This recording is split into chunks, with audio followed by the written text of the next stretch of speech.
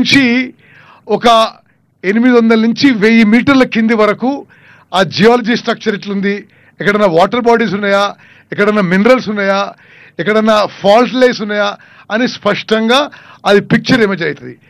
భారతదేశంలో ఏ irrigation project కానీ ఒక నార్మల్ వర్క్ కానీ ఇది ఈ ఏరియల్ ఎలక్ట్రోమాగ్నెటిక్ సర్వే ఎప్పుడు ఉపయోగించలేదు.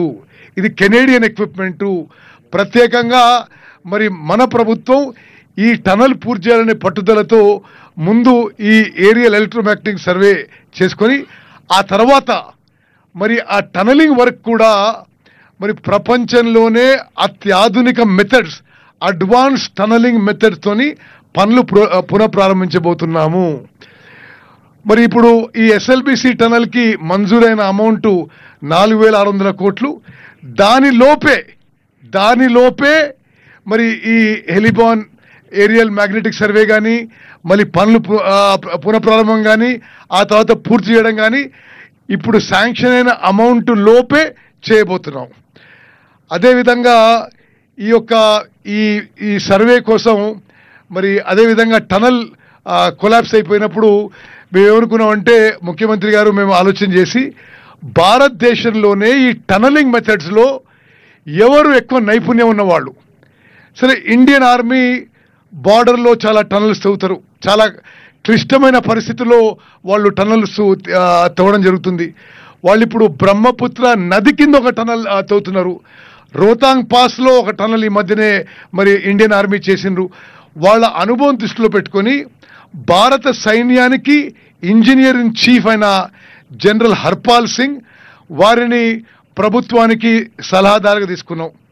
అదేవిధంగా కర్నల్ పరీక్షిత్ మేరా మీరు చూసినప్పుడు ఆయన ఇండియన్ ఆర్మీలో పనిచేసే ఆఫీసరు. ఆయన రెప్యుటేషన్ మేరకు భారతదేశంలో అన్ని మేజర్ టనల్స్లో ఆ కన్స్ట్రక్షన్లో ఆయన ఇన్వాల్వ్డ్.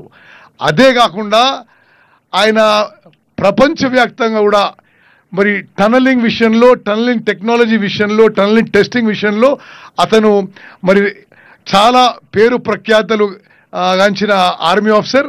వారిని తెలంగాణ ప్రభుత్వంలోకి డెప్యుటేషన్ మీద తీసుకొని ఈ టనల్ పనులు వారి ఆధ్వర్యంలో చేస్తున్న విషయం కూడా నేను మనం చేస్తున్నాను. ఈరోజు మరి ఎస్ఎల్బిసి టనల్ విషయంలో ఎంత మేము ఇంట్రెస్ట్ తీసుకుంటున్నాం, శ్రద్ధ చూసుకుంటున్నాం, ఎంత దృఢ సంకల్పంతో అంటే ముఖ్యమంత్రి గారి ఎంత బిజీ షెడ్యూల్ అయినా ఈ యొక్క హెలిబాన్ ఏరియల్ ఎలక్ట్రోమాగ్నెటిక్ సర్వే ప్రారంభానికి స్వయంగా వారు వచ్చినందుకు వారికి నేను మనస్ఫూర్తిగా ధన్యవాదాలు తెలియజేస్తున్నా. అదేవిధంగా వెంకటరెడ్డి గారు నా సహచరుడు, మంచి మిత్రుడు. ఈ టనల్ పనులు ఎప్పుడు 20 ఏళ్ల క్రితం మంజూరైనప్పటి నుంచి ఈ ఎస్ఎల్బిసి టనల్ పనుల విషయంలో చాలా ఆసక్తితో వాళ్ళు ఇది ఫాలోఅప్ చేస్తున్నారు. వారు కూడా ఈ టనల్ పూర్తి కావాలని చాలా పట్టుదలతో ఉన్నాడు. ఇప్పుడు నేను వెంకటరెడ్డి గారిని